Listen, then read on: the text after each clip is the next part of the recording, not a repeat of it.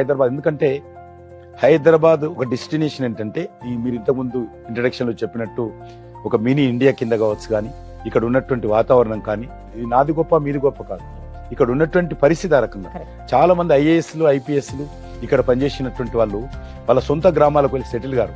ఇక్కడ వాతావరణానికి అలవాటు పడ్డ తర్వాత హైదరాబాద్ లోనే ఉంటారు ఐఏఎస్లు ఐపీఎస్. కాబట్టి అద్భుతంగా ఆ యొక్క రీజనల్ రింగ్ రోడ్ వస్తే హైదరాబాద్ చాలా అభివృద్ధి జరుగుతుంది. దాంతో నేను ఇంకా ముందుకెళ్ళి ఇంకొక ప్లాన్ చేస్తున్నాను. హైదరాబాద్ రీజనల్ రింగ్ రోడ్ తోటి సమానంగా రీజనల్ రింగ్ రైలు కూడా ఒకటేస్తున్నాం, సమాంతరంగా రోడ్ తోటి వస్తుంది. దాని కారణంగా ఎవరైనా సరే అక్కడ ఉన్నటువంటి యాక్టివిటీలో భాగస్వాములు, అంటే నేను చెప్పినట్టు సెటిలైట్ టౌన్స్ కావచ్చు, ఇండస్ట్రీస్ కావచ్చు, ఐటీ సెక్టార్ కావచ్చు, థీమ్ పార్కులు కావచ్చు, ఎంటర్టైన్మెంట్ కావచ్చు, లేకపోతే మాల్స్ కావచ్చు, లేకపోతే ఇతరత్ర ఆఫీసెస్ కావచ్చు, ప్రైవేట్ సెక్టార్ కావచ్చు, మల్టీనేషనల్ కంపెనీస్ కావచ్చు, టూరిజం సెక్టార్ కావచ్చు, హైదరాబాద్ నుంచి లేకపోతే జిల్లాలకు వచ్చినటువంటి వాళ్ళు ఏది వెళ్ళాలన్నా కూడా చాలా ఈజీగా రింగ్ రోడ్డు కూడా ఏర్పాటు చేస్తా ఉన్నాం. కాబట్టి ఈ రెండు కూడా అద్భుతంగా హైదరాబాద్ నగరంలో నరేంద్ర మోడీ